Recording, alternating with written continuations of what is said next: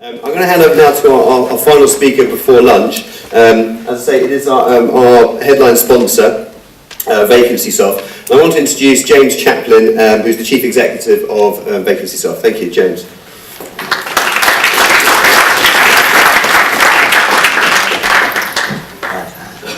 Okay, the mic's working. Great, well, okay, great. So first of all, thanks for being here. It's my pleasure. I wanted to talk a bit today about, I think this is my summary of everything I'm going to be talking about. I'm going to start by just introducing us for the benefit of you guys who haven't heard of us. In simple form, we're monitoring hundreds of thousands of company websites every day. And what we're doing is we're identifying from the careers centres themselves the jobs they're posting. What we're doing from there is we have a research unit, we're codifying the jobs and we're creating structured data, which enables us in the first instance to work with guys like yourselves who want segmented data to identify jobs in markets that you work in or jobs in markets that you might be interested in working in. So these come out in daily newsletters, etc., as well as search. I mean, these are some of the clients we work with. And we work with over 40 of the largest 50 global recruiters, and we've been around for over 10 years, so we're quite well established. In terms of me, my background, this is my twin brother, the good-looking one. You got me today. But no, prior to Vacancysoft, I was working in a leading B2B media company selling into the recruitment industry, so I've been selling to recruiters for a while. I actually moved the business to Warsaw in Poland 5-6 years ago as part of the general outsourcing trend that we've been seeing. So we have a team of over 30 people there currently, and we're growing. In terms of what the source of data is, I thought this would be quite interesting to start with. This is government statistics, and I find this particularly interesting because what it shows is that in terms of the medium to large companies in the UK, there are only 40,000, yet they account for over 65% of all people employed. And so when you're looking at where do you make your money from, it's very important to understand where the hiring happens. So, where's the change? This is probably for me something which is most fascinating aspect of the post-referendum. Now, we published a magazine which has articulated the changes sector by sector, so if you're interested in the full breakdown, then please do pick one up from our stand. But in highlight, what you see is that whilst the overall macro activity is relatively flat, what we've seen happen, the red line constitutes hiring from the medium to large companies, the percentage against that. So what you're literally seeing is that as a result of the referendum, medium to large companies have slowed down in the amount of hiring they want to put in, and the activity is being picked up by small companies. Now then when we start identifying by silo, we start to see that there are certain silos which are fast growing, which have to do with technology, also real estate, construction, engineering. You saw Osborne's plan for the North has now been translated into something a bit broader, so that's now happening there. Equally, you're seeing in London, you're seeing some changes happen in financial services, whereby changes are happening in terms of a move away from permanent jobs into contract positions. And we're seeing, and there's a very, very good speech by Mark Carney, where he talked about how in the post-referendum saw the greatest ever spike in short-term hiring. That's a Bank of England speech that he gave. So, like I said, we got the full breakdown on that, but in terms of the next big change, which I think is happening at the moment, it's the rise of the millennial generation. And I think this is really important because, and there was a great piece, I recommend it, I read far too much, but anyway, there's a great piece by BNP Paribas, and they actually did an extensive survey of the new generation coming to work and how are people's attitudes to work changing. What is it that people want from their career, and how is that different to the people that we relate to who are our age? And they're effectively saying that actually what people want is, they want to work for a purpose, not a paycheck. They want to work to feel that they're building something. They want to feel a part of something, and as part of that, management becomes increasingly more important because the types of managers we are will define whether or not people stay.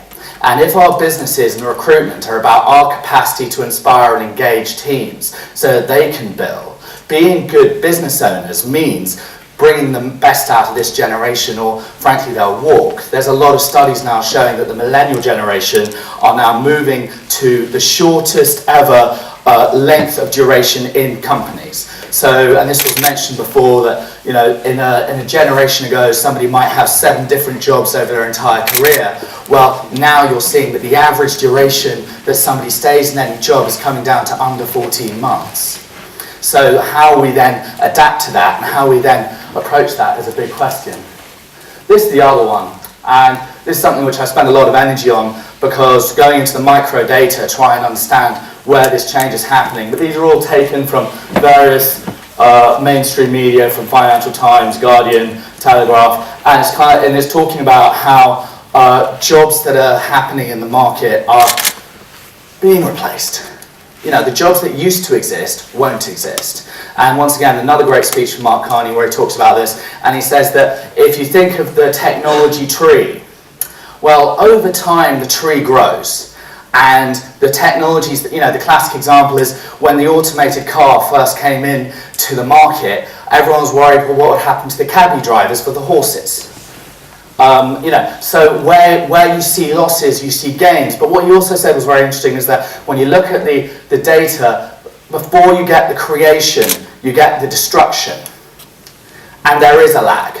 And I suppose one of the most existential questions that we have now is, for the first time ever, the white-collar industries are being automated. Now, we've seen what's happened in the blue-collar, and we've seen what the implications of that have been purely in terms of the political rage that has emerged and the uncertainty out of it. And nobody's even thinking about this. And that's why one of the reasons personally I'm quite sad about Brexit, because all the political capital is being invested into what happens with the UK and EU, when this is actually much more profound and much more important, in my opinion anyway. But anyway, these are some of the drivers. So how's this manifesting? Now, this I think is quite interesting within the context of the millennial generation. Because with the millennials, what I've done here is I've taken the data showing, which one's this one? This shows recruitment firms, and this shows internal recruitment vacancies on the rise. So what this shows is, and this picks up on some of the rise of technological tools that are being made available, HR, tech, everything else, and what we're seeing is we're seeing more and more recruitment firms form, more and more tools being made available, and as a result there are then questions about how that impacts within the recruitment industry overall. Now, my personal belief once again is that what we will see is that we will see a requirement, and this is a very good point which was made, whereby the importance for client service becomes everything, and the importance for being an expert becomes everything. Because if it just becomes around, here's a CV and here's a candidate, well, that can be swapped out. It can be swapped out through a platform, it can be swapped out through an internal recruiter, and the only way the game plays is through contingency fees going down. And so I think for the recruitment industry there are some questions around it, but I think there is an opportunity on the flip side, because as the number of roles which go out to agency get less, the ability for agency recruiters to turn around and charge more goes up. So my first observation would be, if you're looking at all the jobs in your books, which ones are the hardest to fill, and are you charging enough for them? This is another one. This is going back to tech. This is showing just in a year the amount of jobs which have appeared in the technology, media, telecoms industry overall, and also as a percentage of all the jobs in the economy, what percentage are IT? And so what you're seeing happening is you're seeing the amount of the technology industry itself is mushrooming. I mean, 5 years ago, you might have heard of fintech, you wouldn't have heard of rec tech, you wouldn't have heard of, I don't know, prop tech, this tech, that tech. We're seeing a mass proliferation of technology in a way where it means that every other industry is being forced to adapt. So questions such as Google now have built a building, self-drive cars. So what's that meant for the car industry? Well, GM, Ford, they're all having to play catch up because they didn't even think about this 10 years ago when Google first started. And as a result of that, this is the big question is, where does tech end and where does it start? in terms of the types of jobs that people are going to need to have. Bill Gates was quoted recently as saying, for the employees of the future, I say to them that there are only 3 things that they should study. He said, engineering, maths, or economics. Because everything else is under question.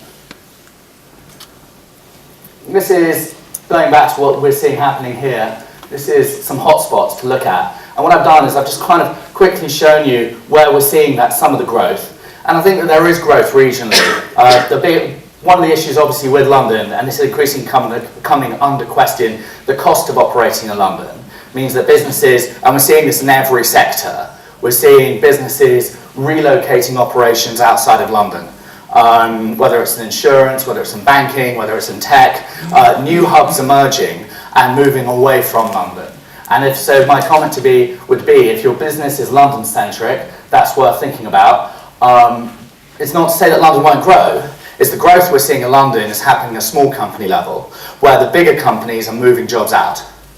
And that's why what you see is, you see a very subtle change. Let's see. So, I think just thinking through some of the implications, I try to keep this quite short because it's the before lunch slot, so everyone's hungry. So I try and whiz through. But employee engagement, I think, is more important than ever. And how can you create a team and an environment that people want to be part of? And I think that it comes down to fundamentally people are emotional beings, even if they pretend they're not.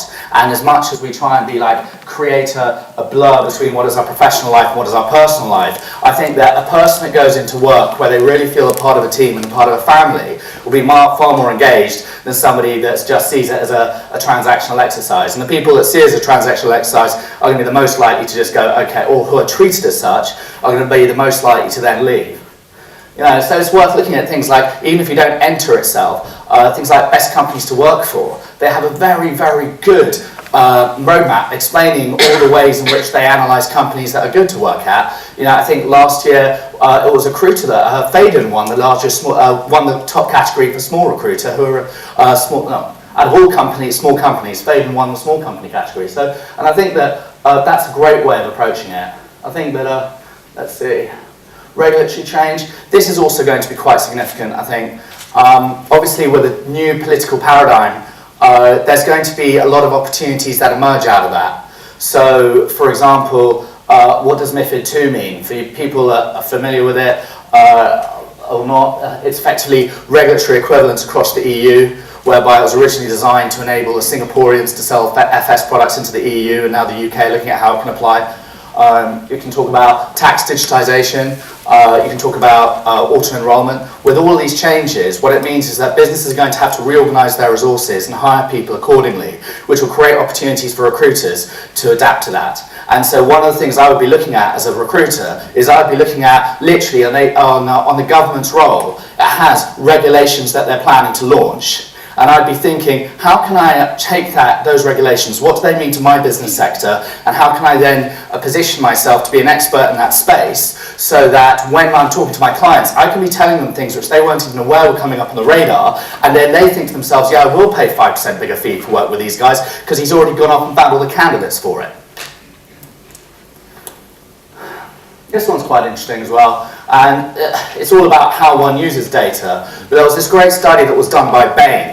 And what they did is they profiled the largest businesses in the States, top 500, and they identified out of the ones that were using data, the ones that weren't using data, the ones that were using data extensively were by far outperforming everyone else. So the next question to think about is, internally, you've got so much data in your businesses.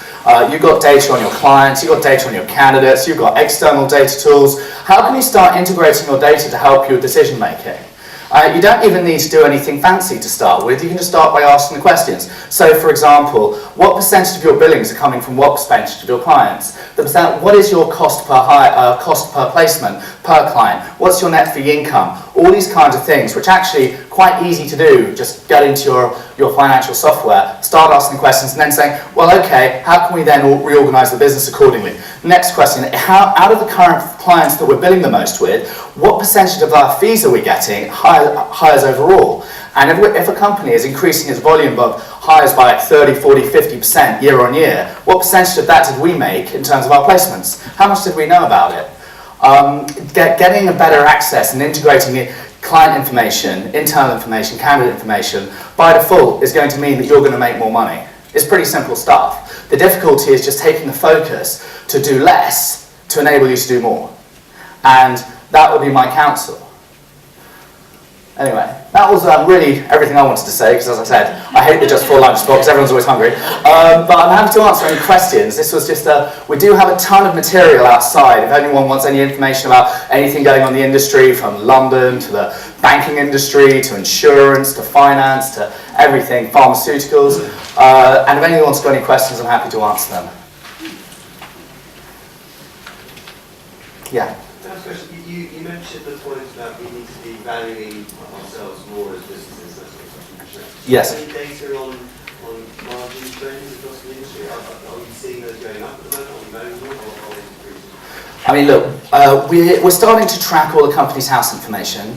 So obviously this is a little bit behind because of the way that, and also for small businesses, they don't have to do full accounts. They do small company accounts. But what you're seeing which is interesting in the larger businesses, is you're seeing a squeeze whereby the revenues aren't necessarily going up in the larger businesses, but the profitability is. And I don't know what you would directly draw from that, but it seems that there is a drive to improve and enhance efficiency. That's the only interpretation I can take from it, from the larger recruitment company, the medium to large recruitment companies. And there's context, there's only about 120, 130 recruitment companies in the UK with 10 million revenues plus. Obviously that being the threshold from which they have to do full company accounts. So that's the statistical sample. Any other questions, or I'll let you all escape? Okay. Thank you very much, guys.